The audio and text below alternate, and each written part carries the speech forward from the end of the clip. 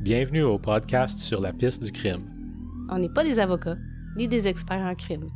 On est juste un couple qui aime se raconter des histoires. Dans notre podcast, il va y avoir des sujets difficiles à entendre. Trigger warning pour les gens sensibles. Mais si t'es sensible, qu'est-ce que tu fais à écouter du true crime? Parfois, il va y avoir du sacrage. Parce qu'un violeur, c'est pas juste une marde. C'est une estie de marde. Puis on va pas se le cacher.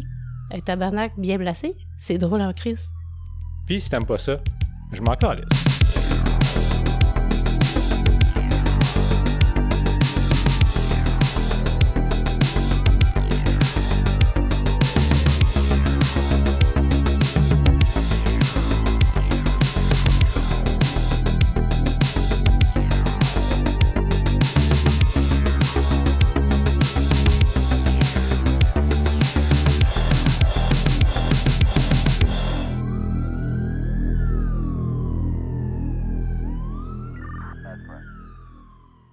C'est le moment de l'émission Sexe Conseil. Arrête! Non, c'est pas ça? Niaiseux. Ça te tente pas? Et t'es niaiseux.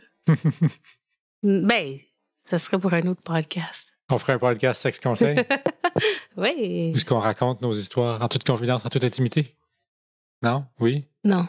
Non, mais tu sais quoi, t'avais pas un shout-out à faire? Oui, j'ai reçu un vraiment beau message que je vais lire. Ça fait longtemps que je n'ai pas fait de shout-out, là, puis je commence à me sentir comme que j'étais un maudit hôte de podcast pourri. Là. Mais, oui. Non, un autre pourri de podcast. Pas un autre de podcast pourri. Ouais. Ben, tu sais quoi? T'as pas fait de shout-out, t'as pas fait de Tarla du Canada, ça fait longtemps. Ouais, mais là, je viens de finir la Saint-Jean. Là. Ben, c'est pas grave. Savais-tu que j'ai travaillé 92 heures la semaine passée? Ouais, je te l'ai dit plusieurs fois. Hein? Ben non, mais c'est... 92,5. Tu dis 92 heures que t'étais pas à la maison, hein? À peu près. Ça fait que oui. Oui, je pense que je le sais. OK, je vais te lire ça. De Samuel. J'ai reçu « Allô la gang, je voulais juste vous dire un gros merci pour votre podcast. Je suis immigrant et j'habite à Kapuskasing depuis 6 ans maintenant. » Oh wow! Quelqu'un de local, oui. Puis, votre contenu m'aide vraiment à mieux comprendre la culture du nord de l'Ontario. Sur la piste du crime, c'est pas juste des histoires vraies, c'est aussi une belle porte d'entrée pour découvrir le monde et les gens d'ici. L'épisode sur le centre Algo, wow! Tellement de détails intéressants, j'ai appris plein de choses. Puis là, il dit, je vous lance une idée comme ça. Pourquoi pas un épisode live un jour au centre de loisirs? Je suis sûr que ça ferait fureur. C'est ce qui est drôle là-dedans, c'est que cette personne-là ne sait pas que je suis le directeur général du centre de loisirs. On va demander au directeur. Ouais, fait que Samuel, si tu es à l'écoute, là, je vais demander au directeur demain matin si ça y tente. Ben, on peut lui demander ce soir, ça te tente-tu? Je pense même pas que tu aurais le droit de faire cette décision-là. Mais en tout cas. Ouais, il faudrait que. En tout cas. Faut que ça passe au meeting. C'est ça. Ah, ben, c'est super. Merci, Samuel. Ça serait comme. Tu sais, il faudrait que ça soit genre comme un événement, pas charitable, mais comme tous les profits resteraient dans le centre, tu sais. Ben mais oui, en tout cas, à discuter. Oui. On devrait faire le pas de crime en Cap. Ouais. Tout le monde descendait à Kapuskasing. Venez-vous-en. On fait le pas de crime. On vous engage, on a une salle. Let's go! Ouais, j'ai une salle ici, pas trop cher. Coûtera pas rien. De place en masse. En tout cas. Faut juste que vous voyagez 12 heures jusqu'à Kapuskasing. On l'a fait l'année passée, nous autres. Nous autres, on y a été. Là, oui, on était pour y aller cette année encore. On était 2 de Kapuskasing au pas de crime. Là, pourquoi pas le pas de crime venir voir nous 2? Ben oui. Ben, toute la gang, on les invite toutes. Mais en tout cas, t'as juste une idée comme ça? T'es-tu prêt? Ouais. Je suis en train de danser. T'attends que je te pose la question, hein? Ben, habituellement, oui. C'est quoi ce dernier épisode de pas attendu que je te pose la question? Puis là, je te chicane, tu te rappelles? Non. Oui, je me rappelle. Donc, Mireille, où est-ce que la piste nous mène ce soir? Ce soir, René, je t'emmène à Québec au printemps 1983. À Québec? À 83? Oui. Ah. Mais... C'est l'année que je suis né. Mais... Oui, c'est vrai. J'ai des sources. Ah! Oui, j'ai des sources. Ça fait un bout qu'on oublie les sources, hein? Ah, je m'excuse. Des fois, j'oublie mes sources. OK. Les autres pourris. Série Unspeakable sur CBC.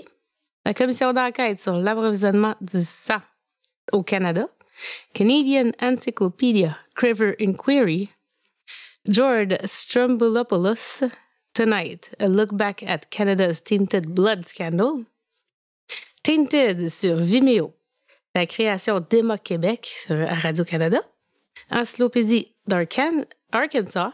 Arkansas? Oui, Encyclopédie d'Arkansas. Et pour finir, ChatGPT pour la traduction et certaines idées. J'ai une idée de l'histoire que tu vas me raconter avec toutes les sources. C'est ça. Donc, mon épisode s'intitule Le prix du sang. Il est un petit peu à la Mr. Ballin. Donc, encore ici, j'ai seulement changé les noms de certaines victimes. OK? Raconte-moi ça. Donc, des rayons de soleil filtraient doucement à travers les rideaux de la maison des Blais, dans le quartier de Limoilou, qui se situe dans le Vieux-Québec. Merci Google Maps. Isabelle Blais, infirmière à l'hôpital Saint-François d'Assise, terminait de préparer le déjeuner de son fils Gabriel. À 9 ans, Gabriel était un enfant calme, studieux, passionné des voitures. Studieux, ça? Il avait aussi l'habitude de porter des protège-coudes, des genouillères, même à l'intérieur. Ah, je sais pourquoi. Alors, je te pour dire, là, tu te demandes sûrement pourquoi. Non, je sais pourquoi. Et pourquoi? Ben, il y a la maladie là, que le sang ne coille pas. Là. C'est parce Ou coagule pas, je veux dire. C'est ça. Coille pas. C'est parce que Gabriel était hémophile. C'est ça. Hémophiliaque en anglais. Et chaque chute, chaque bosse pouvait être grave. Depuis l'âge de 2 ans, il recevait du facteur 8, un concentré de protéines fabriqué à partir de sang humain. Grâce à ces injections, il avait échappé aux saignements dangereux. Isabelle avait foi dans la médecine. Elle était infirmière après tout. Elle croyait dans le système de soins de santé. En été 1984, Gabriel tomba gravement malade. Fièvre inexpliquée, perte de poids, ganglions enflés. Les médecins pensaient que c'était une simple infection virale. Mais, même après des antibiotiques, Gabriel ne guérissait pas et il n'y avait pas de changement dans sa santé. Isabelle devenait de plus en plus inquiète, puis encore plus de tests.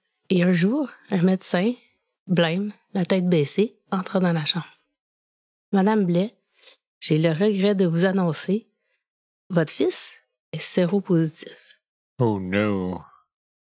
Mais là, on est en 83. 84. 84. En été 84. Ça vient juste d'être identifié. Là. Ça fait pas longtemps qu'on sait que ça existe, le sida. Là. Ben c'est ça, là, OK? Isabelle ne comprenait pas. Comment? Gabriel n'a jamais reçu de transfusion, n'a jamais subi d'opération. Il avait reçu que le facteur 8. Le facteur 8, ou facteur anti-hémophilique A, est une protéine essentielle à la coagulation sanguine, comme tu disais tantôt, René. Un déficit en facteur 8 peut entraîner une hémophilie A, une maladie hémorragique héréditaire. Le facteur 8 est produit principalement par le foie et circule dans le sang. Lié au facteur von Willebrand, il joue un rôle clé dans l'activation du facteur 10, une étape cruciale de la cascade de coagulation. Tu as fait des études en médecine. Hein? Merci Google. Oui, j'ai mon MD, Google MD. Isabelle posa la question que des milliers de mères au Canada allaient poser dans les mois suivants. Est-ce que le traitement pour sauver la vie de mon fils aurait pu lui donner le sida? Le temps passe et Gabriel continue de perdre ses forces. Il ne mangeait plus, ses articulations lui faisaient mal, mais Isabelle, elle, se transformait en militante. Elle avait une force intérieure, même si elle se sentait épuisée tout le temps. Elle écrit au ministère de la Santé, à Santé Canada, à la Croix-Rouge. Personne ne lui répondit ou bien elle recevait des lettres froides, impersonnelles, lui disant que son cas était pris en charge par les autorités concernées.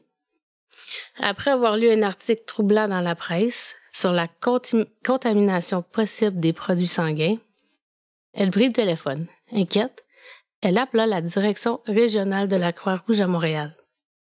Elle expliqua que son fils, un hémophile, recevait régulièrement du facteur 8 et que c'est ainsi qu'il avait contracté le VIH. Elle demanda si les lots qu'il avait reçu avait été testé. À l'autre bout du fil, un homme lui répond d'un ton sec. « Madame, si votre fils est malade, parlez-en à un médecin. » Ici, on suit les procédures recommandées par Santé Canada. Puis, après un court silence, il ajouta, comme irrité, « Et non, on ne rappelle pas les produits déjà distribués. » Et il raccrocha. Isabelle reste là, bouche bée, le combiné encore collé à l'oreille, réalisant qu'aucun responsable n'avait l'intention d'agir, ni même de l'écouter. Mais Isabelle continuait à se battre pour son fils. Elle se rend donc à Ottawa pour aller rendre visite au bureau du sous-ministre Tom Campbell, puis celui de la docteure Evelyn Wallace, conseillère scientifique. À chaque fois, on lui dit que l'enquête est déjà en cours, que c'était complexe et qu'il ne fallait pas sauter aux conclusions. Ben non, tire pas des conclusions de même, ça va faire des trous dans le mur. Mais Gabriel, lui, continuait de rempirer. Qu'est-ce qu'il savait pas, c'est que à Ottawa, on le savait déjà. Depuis 1982, le docteur Roger Perrault, directeur du Bureau des produits biologiques à Santé Canada, recevait des rapports signalant que le virus VIH, qu'on appelait encore le cancer gay, pouvait être transmis par les produits sanguins non chauffés. Oui, aux États-Unis, avant que ça s'appelle AIDS, ils appelaient ça GRID. C'est G-R-I-D, c'était Gay Related Immunodeficiency. Oh my gosh! Ou Gay Related Immune Disease, quelque chose de semblable. Mais oui, c'était clairement juste une maladie de gay. Là. C'est grave, hein? Puis là, tu peux t'imaginer tous les gens dans Bible Belt là, qui disaient que c'était comme une punition de Dieu, un châtiment pour les péchés d'être homosexuel. Là. C'est vraiment affreux, le comportement des gens. Là. Oh, wow! Ben, je suis pas vraiment surprise non plus qu'ils agissaient comme ça. Là. Non, c'est pas surprenant pantoute. Non. Aux États-Unis, les entreprises pharmaceutiques comme Cutler ou Armour avaient déjà commencé à faire chauffer leurs produits pour tuer les virus. Le CDC américain l'avait recommandé. La France, le Royaume-Uni et même l'Allemagne avaient commencé à retirer les produits suspects.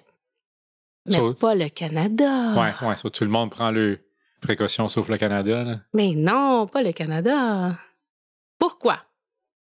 Parce que jeter les stocks non chauffés aurait coûté des millions. Parce que reconnaître le danger aurait ouvert la porte aux poursuites. Opening a can of worms, comme on dit en anglais. Puis parce que, selon les termes d'un mémo interne à Santé Canada, une décision précipitée pourrait ébranler la confiance du public dans l'approvisionnement en sang. Mais si on fait rien, la confiance va rester là. Je comprends pas. Là. Exactement. Il n'y a aucune logique. Là. C'est pas mieux. Alors, on a laissé circuler le poison. La Croix-Rouge canadienne gérait tout. La collecte du sang, sa distribution, l'importation des concentrés de facteurs. Le docteur C.J. Rémillard, directeur du Laboratoire canadien du sang, était parfaitement au courant des risques. Les laboratoires partenaires importaient du plasma en vrac. OK, là, attache ta tuque. Oh non. Parfois collecté auprès de prisonniers américains en Arkansas, par exemple, dont beaucoup étaient toxicomanes ou porteurs de maladies. Il achète le sang dans les prisons américaines? Oui, j'écris bravo les champions. What the fuck?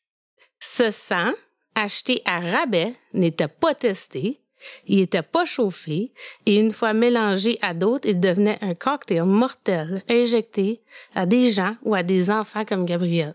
Acheté à rabais. À rabais, parce que si tu achetais de la prison, ça coûtait moins cher. Ah, j'ai trouvé une bonne deal sur le sang. What the fuck? Oui. Je suis outré. Il achetait ça en Arkansas. Mm-hmm. C'est là, de là ta source de Arkansas tantôt. Oui, l'encyclopédie d'Arkansas. Je me demandais d'où ça venait, mais là... Tout ça à cause que quelqu'un voulait être cheap. Mm-hmm. Ben, en partie à cause que quelqu'un voulait être cheap, ouais. Ça n'a pas d'allure. Oui. Comme je devrais être cheap... Le docteur C.J. Rémillard. Ou C.J. Rémillard. Ouais. Hey. Mm-hmm. Soit cheap avec comme des plumes, du papier, pas du fucking sang, là. Mm-hmm. Ouais. Un document interne relevé plus tard à la commission Craver indiquait que les responsables de la Croix-Rouge hésitaient à retirer les lots contaminés parce que, entre guillemets, c'était comme dire « Ouais, c'est de ma faute ». Ouais, c'est dur admettre un tort, hein? Quelque chose qu'on devrait apprendre à l'école, ça. Admettre un tort. On essaye. On essaie fort de le montrer. Grave, hein? Des milliers d'hémophiles, de patients transfusés, de mères d'enfants comme Gabrielle se retrouvaient dans le même enfer. On les accusait parfois d'avoir pris des risques. Certains ont perdu leurs emplois. Leurs enfants ont été expulsés de l'école. On les traitait comme s'ils avaient la peste. Parce qu'il faut se rappeler que dans les années 80, une peur terrible s'est installée dans la population. On ne comprenait pas encore bien ce que c'était le VIH.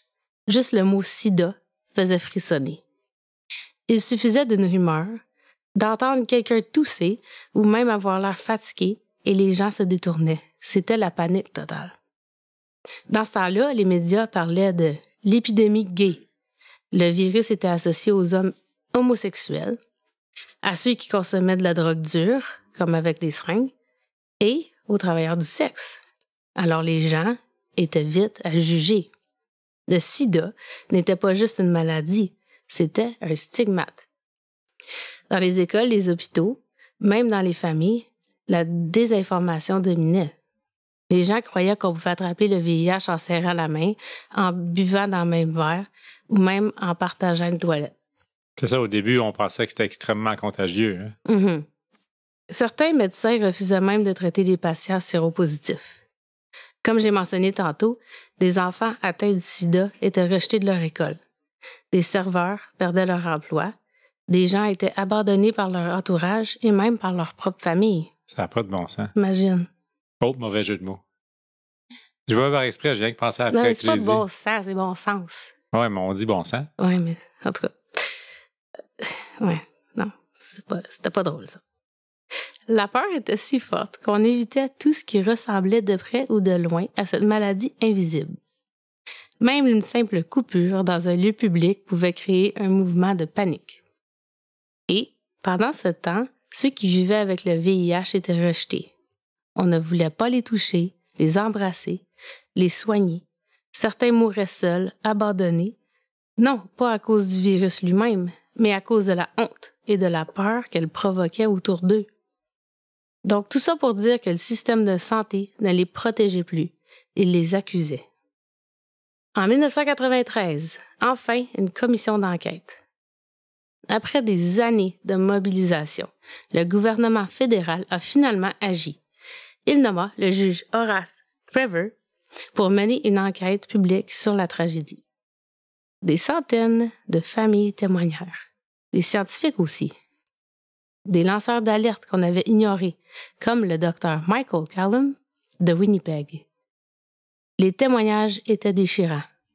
Un père déclara devant Craver: « On m'a dit, votre fils n'est pas dans la base de données, comme s'il n'existait pas. » Un autre mère, la voix brisée: « Ce n'est pas la maladie qui a tué mon fils, c'est l'indifférence. » Le rapport Craver, en 1997, fesse comme un coup de tonnerre. Ce désastre n'a pas été causé par des actes malveillants, mais par une série de décisions prises par des gens qui auraient dû savoir mieux. Craver blâme la Croix-Rouge canadienne et les responsables de la distribution du sang, mais ne condamne aucun individu. La toute première des 50 recommandations du rapport: indemniser les victimes sans faute. Il accusa Santé Canada d'avoir tardé d'agir, la Croix-Rouge d'avoir caché des informations et les compagnies pharmaceutiques d'avoir écoulé leurs produits contaminés en connaissance de cause.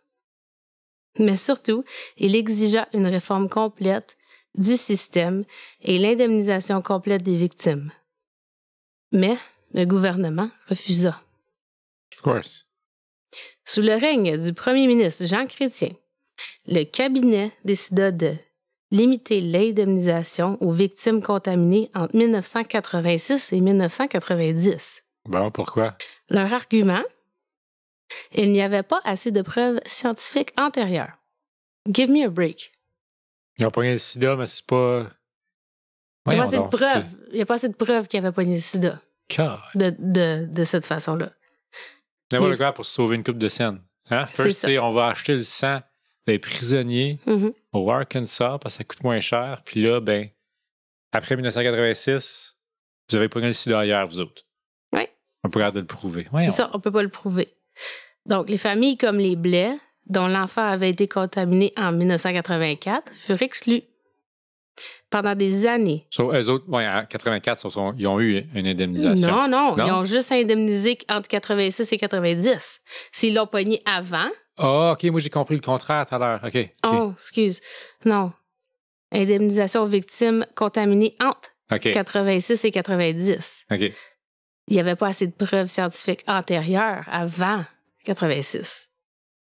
Tu sais, comme encore pire quand c'est un enfant parce que Mhm. comme la plupart des méthodes de transmission font partie comme, je veux pas dire d'un style de vie, là, mais si t'es beaucoup plus t'as beaucoup plus de chances de l'attraper si t'es un adulte. Ouais, Parce que c'est une maladie transmise sexuellement. So, évidemment, les enfants, ils vont pas l'avoir. Ouais, non, mais c'est ça, très, c'est ça. très, Donc, très, très peu. comment tu veux qu'il l'ait attrapé à part de cette façon-là, vraiment, là, tu sais? En tout cas, c'est ridicule. Pas, là, c'est de bon sens. Ouais. Donc, les familles comme les Blais, dont l'enfant avait été contaminé en 1984, furent exclues. Pendant des années, elles durent se battre, manifester, aller en cours pour finalement juste être rejetées.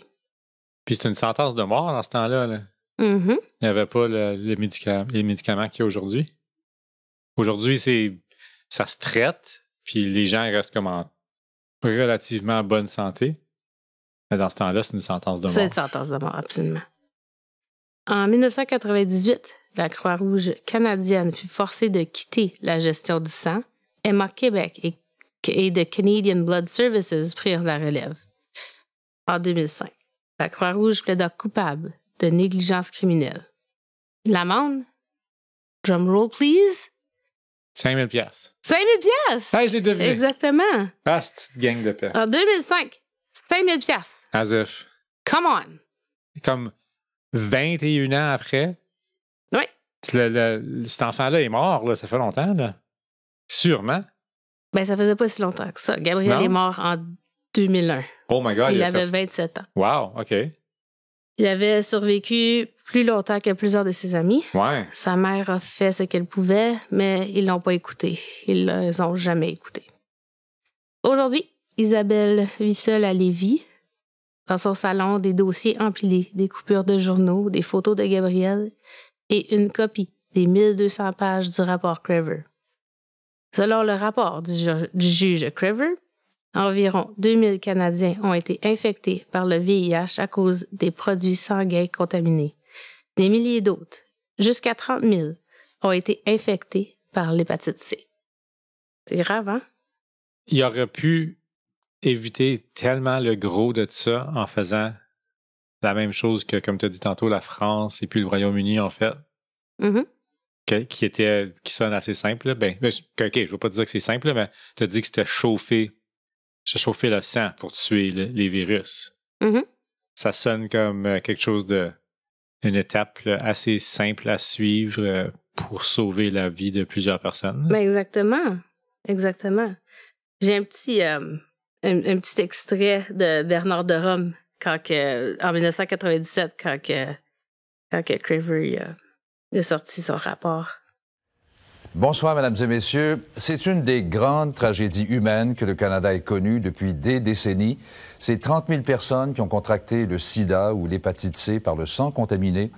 Eh bien, après 4 ans d'une enquête qui a coûté 17,5 millions, le juge Horace Crever blâme sévèrement la Croix-Rouge, de même que les responsables du système du sang, mais il ne condamne aucun individu. Sa recommandation principale est d'indemniser les victimes sans délai. Là-dessus, 2 reportages de Maxence Bilodeau et de Christine Saint-Pierre, d'abord. Randy Connors est aujourd'hui mort. Il ne tiendra jamais dans ses mains le rapport du juge Crever. Un rapport qui raconte l'un des pans les plus tristes de l'histoire du Canada. 1200 personnes ont été infectées par le virus du sida. 28 000 ont été infectées par celui de l'hépatite C. Sans nommer de nom, le juge Crever blâme tous les organismes impliqués. Mais le blâme le plus sévère va à la Croix-Rouge, qui a, dit-il, pris des mesures tièdes et inefficaces, qui a systématiquement refusé de voir les risques et d'intervenir. Par la suite, la Croix-Rouge n'a pas pris rapidement les mesures pour assurer la sécurité. Elle s'est montrée irrésolue et inefficace et s'est dérobée de sa responsabilité. Devant tout ça, la Croix-Rouge fait un timide mea culpa. En rétrospective, il faut l'avouer qu'on n'était pas aussi proactif qu'on aurait pu l'être. Ce volumineux rapport, le juge Craver le dédie aux victimes.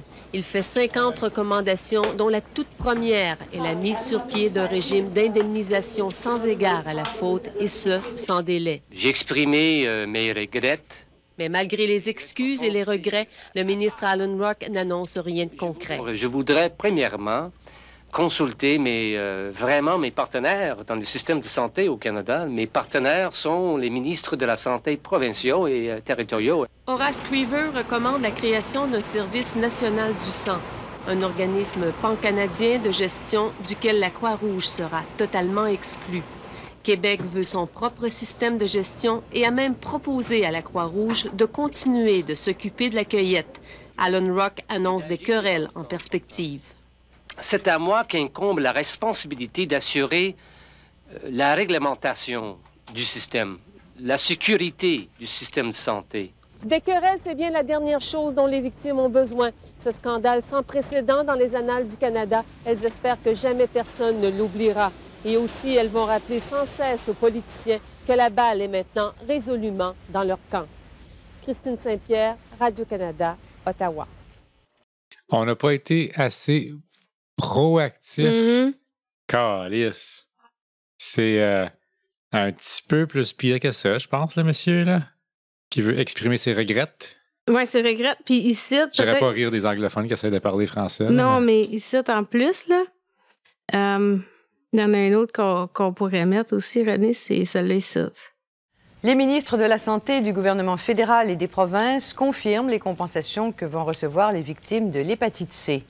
Les 20 000 personnes qui ont contracté le virus à la suite d'une transfusion sanguine entre 1986 et 1990 se partageront 1,1 milliard de dollars. Mais comme l'explique Maxence Bilodeau, le programme laisse beaucoup de gens mécontents. Aussitôt l'annonce du programme d'indemnisation faite, les ministres de la Santé ont dû faire face à une volée de reproches. Retournez faire vos devoirs, dit cet homme. Le programme d'indemnisation s'adresse uniquement à environ 20 000 personnes qui ont contracté le virus entre 86 et 90. Il n'accorde rien aux victimes d'avant 86, comme Sylvie Surprenant et Étienne Saumur. On n'a rien. Donc, qu'est-ce que ça vaut, là? Ils ne payent même pas de cercueil à la fin.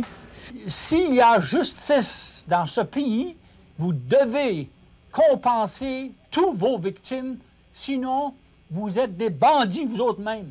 Les ministres de la Santé se défendent. Les tests de dépistage sont devenus disponibles en 86 aux États-Unis, mais n'ont pas été utilisés au Canada avant 90. Voilà pourquoi ils reconnaissent leur tort pour la période 86-90. Mais ils affirment que personne ne pouvait détecter les contaminations avant 86. On doit analyser les situations pour déterminer une base rationnelle, pour déterminer la compensation. Et c'est ça que nous avons fait ensemble. Le ministre Jean Rochon dit que le programme va coûter au Québec 74 millions, sans compter tous les frais encourus par le système de santé. Alors, chacune des provinces au Canada a tenté le plus possible de donner le plus de services aux gens pour les aider avec leurs problèmes et pour minimiser l'impact de la maladie. Le programme indemnise aussi des personnes qui ont contracté indirectement le virus VIH. Joanne Descaries a transmis le VIH à son mari et à sa fille. Ils seront compensés. Pour les personnes comme ma petite fille Billie Joe et mon mari Bill, c'est une bonne décision. Mais c'est insuffisant pour les groupes de victimes qui ont si bien exprimé leur mécontentement que le ministre Alan Rock a préféré quitter la salle par la porte arrière. Maxence Bilodeau, Radio-Canada, Toronto. OK, je comprends. Il indemnise seulement de 86 à 90 parce qu'il y avait un test disponible pour identifier le virus à ce temps-là. Il était disponible avant. Non, ils ont dit qu'il était disponible à partir de 1986, puis ils ont seulement commencé à l'utiliser en 1990. Fait qu'une période de 4 ans aussi que c'est clairement leur faute. Mais tantôt, tu as dit que c'était connu depuis au moins 1982. 82. Oui. Oui. Puis qu'il y a des témoignages de médecins qui disent qu'ils savaient ce qui se passait en 82. Mm-hmm. C'était dans le rapport Crever aussi. Là, Crever. Eux autres, ils disent Crever. Moi, j'ai dit Crever. Excusez. Ouais. Là, je vais citer le monsieur dans l'archive qu'on a entendu, là, gang de bandits. Oui. Mon grand-père, il aurait dit ça aussi. Vous êtes juste des bandits. Oui. Gang de bandits. Oui. Go back to the drawing boards. Le monsieur, il a dit ça en faisant une petite boule avec le papier, puis il l'a lancé dans la salle. Il fait bien. Ben oui.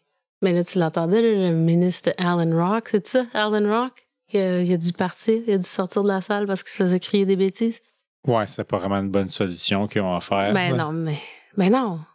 La madame, c'est comme, ça m'a pogné, ça, quand elle a dit ça paye même pas le cercueil. Ouais. Tu sais, comme, pauvre.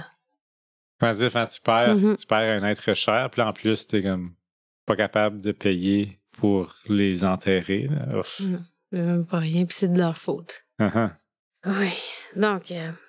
Déprimant, ton affaire. Je sais. Mais je pense que c'est important d'en parler, René, puis CBC, ils ont fait vraiment une belle série. Ben, il me semble, là, comme 5-6 ans, là, moi, plutôt, on a regardé une petite série sur CBC Gem. Hein? C'est ça s'appelle Unspeakable. Ouais. Sur CBC Gem. Si vous voulez aller le chercher, c'est sur l'app de CBC. C'est excellent. Je pense que je me souviens pas combien d'épisodes. C'est pas beaucoup, c'est comme 3, il me semble. 3-4 épisodes, ouais. Là, pour le monde à l'école, CBC Gem, c'est comme la version anglophone de ici... Tout.tv. Tout.tv, c'est ça, ouais. Oui, c'est ça. C'est Canadian Broadcasting. Ben, c'est Radio-Canada en Radio-Canada, anglais. Oui. Mais c'était excellent. Oui. Excellent. Donc, les autres, ils ont été en gros détail de ce qui s'est passé avec le scandale du sang du Canada. Puis, comme moi, c'est sûr, ça a été condensé dans je sais pas combien de minutes l'épisode va être. Ça sera pas si long que ça, mais il y en a beaucoup, beaucoup, beaucoup d'informations. Puis c'est super intéressant. Et c'est pas mal la même histoire que celle de Gabrielle. C'est une mère qui cherche... qui cherche la justice pour son fils. Il me semble ou ses enfants, je me souviens pas. La série qu'on a regardée, ça suivait le parcours de comme quelques victimes là-dedans. Pas juste une. Mm-hmm. Oui, il y en avait plus. Mais je me rappelle que c'est ça qu'il y avait la mère avec l'enfant, là, de toute façon. C'est ça. Donc, si jamais vous cherchez quelque chose de bon à écouter, cette série-là est excellente. Là, j'ai une anecdote que je voulais dire, mais je suis pas exactement certain de la personne. Fait que je vais aller faire des recherches, puis grâce à la magie du montage, on va l'entendre tout de suite. OK. OK, c'est ça. Oui, OK, j'avais raison. OK. Donc, tu sais, on disait tantôt que les gens avaient peur des victimes du sida, et puis qu'ils avaient peur que tu faisais juste les toucher, puis que tu peux attraper le sida. Mm-hmm. Ben, une des personnes, une des figures publiques qui a beaucoup, beaucoup aidé à enlever ce stigma-là, c'était la princesse Diana. Oui, ben, je pensais que c'était pour dire Freddie Mercury. Comme lui, malheureusement, il comme rencontrait le stéréotype extrêmement bien. Là. Oh, ouais. Je comprends. Princess Diana avait fait elle a été visiter des patients de sida dans un hôpital, si je ne me trompe pas, puis comme elle les touchait, elle serrait leurs mains, peut-être juste pour montrer que comme c'était pas dangereux, là. Puis ça l'a aidé beaucoup à changer l'opinion publique. Je l'aime, elle. C'était une personne qui était vraiment no bullshit. Love it. Oui, je ne savais pas ça, merci. Oui, elle a fait une visite. Oui, c'est Diana's visit with AIDS patient during a 1989 trip to New York is reenacted in Crown. Ouais. Tu mettras des photos. Sur notre page. Oui, je vais trouver les photos de ça, on va les partager. Là. Mm-hmm. Mais ouais, c'est le fun quand les gens utilisent leur notoriété publique pour le bon. Mm-hmm. Ben oui. Puis elle, c'est un bon exemple de ça. Oui. Malheureusement. Il y a Elton John aussi, il me semble, qui avait fait... Il avait fait ça lui aussi? Non, il a fait de quoi pour un petit gars qui avait eu le sida aux États-Unis? Ah oui, hein? Il me semble qu'on a vu un épisode ou un film Mais de ça. René, c'était ça. C'était dans CBC? C'était dans le CBC, exactement. Elton John il avait été voir un des patients, justement, pas un des patients, mais une des victimes de ça. Oui. Oh my gosh, oui, c'était exactement dans cette série-là, justement. Oui. Et on apprend beaucoup. Ben, c'est parce que là, ça nous revient. Là, mais oui, c'est vrai, il avait arrivé en auto là, avec son... Ça aussi, je vais essayer de trouver des photos. Oui. On le mettra sur Facebook. Oui. Hey, c'est bon. Bon, ben, écoute, t'avais une vraiment bonne histoire.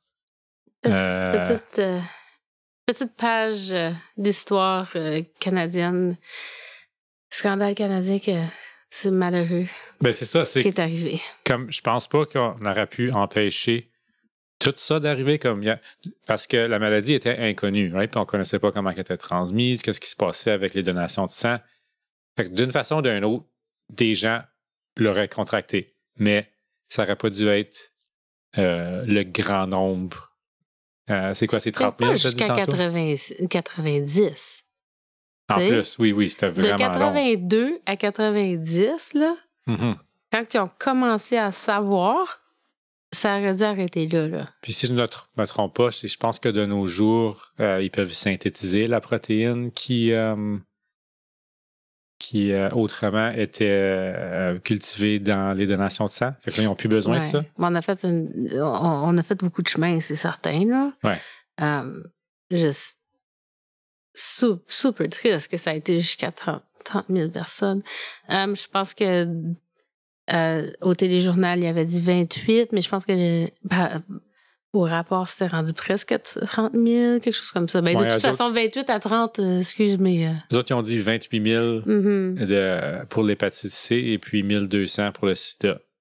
Bon, tu vois, ça, c'est 30 000 dans le fond. Ouais. Mais c'était dans les archives de Radio-Canada. Fait que toi, le numéro que tu as trouvé en 2025 est nécessairement plus grand. Là. Oui, c'était écrit 30 000 et puis... Je m'en souviens plus. Ça peut. Bon, ben... Tu veux que je retourne faire certain? Non? C'est correct. On finit ça là. Mais là... Mais là quoi? Mais là, ça me tente. Bon. Dans la magie du montage, tu vas pouvoir faire quelque chose avec ça. Ben oui. Ouais, OK, c'est ça. 2000 puis 30 000, c'est ça. Ouais. 2000 VIH et puis 30 000 hépatite C. C'est fou, ça. Hein? Oui. C'est fou. Ça devrait pas arriver. Et c'est ce qui conclut le podcast pour cette semaine. Ben, pas tout à fait.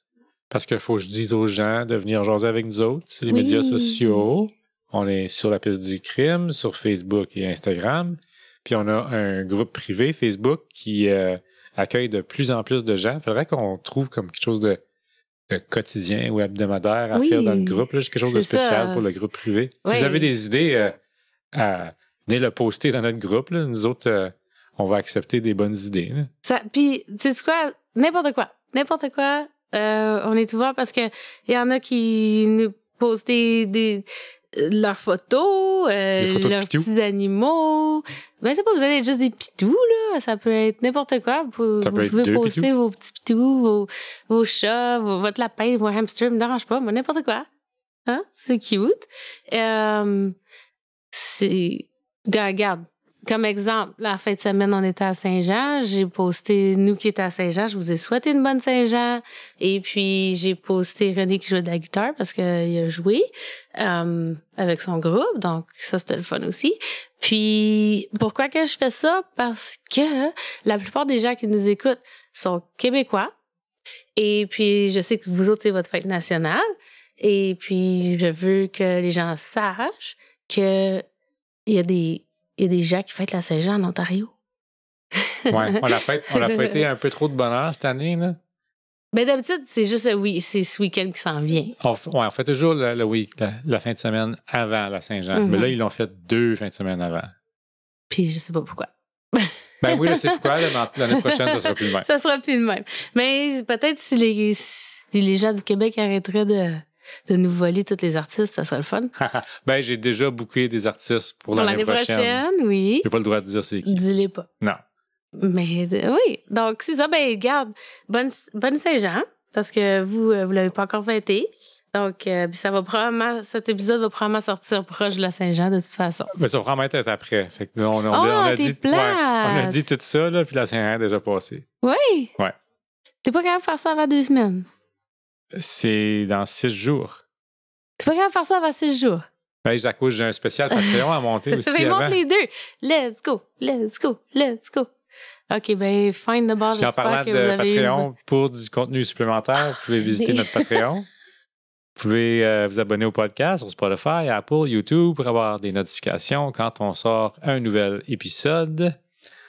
Si vous n'avez rien d'autre à faire, qu'est-ce qu'on recommande cette fois ici? CBC Gem. CBC Gem. Allez trouver le documentaire. Non, pas c'est le documentaire, c'est la série. C'est une série. Au sujet du scandale du sang contaminé. Ça s'appelle Unspeakable. Unspeakable. Oui. Y a-t-il une version française? Ben, je sais pas. En tout cas, la plupart du monde comprennent l'anglais. Ben, pas. Mettez les sous-titres. Oui, vous pouvez mettre les sous-titres. Bon, puis, ben, finalement, regarde, j'espère que vous avez eu une bonne Saint-Jean, puis... Oubliez pas René. de nous donner 5 étoiles. T'as une face de femme qui n'est pas impressionnée de son mari. Là. J'ai une face de « il m'énerve ». Il m'énerve. Il m'énerve. Il m'énerve. Quand tu changes le « et » en « a », puis c'est comme ça l'intensifie. C'est comme merde puis marde. C'est ça, oui. Merde, c'est comme un petit peu. Là. Marde, c'est beaucoup. Pareil comme fait froid et fait frette. Tu dois te dire « mange de la marde ». Non, c'est pas gentil, ça. Bon, OK. C'est fini. All right, bye. All right, bye.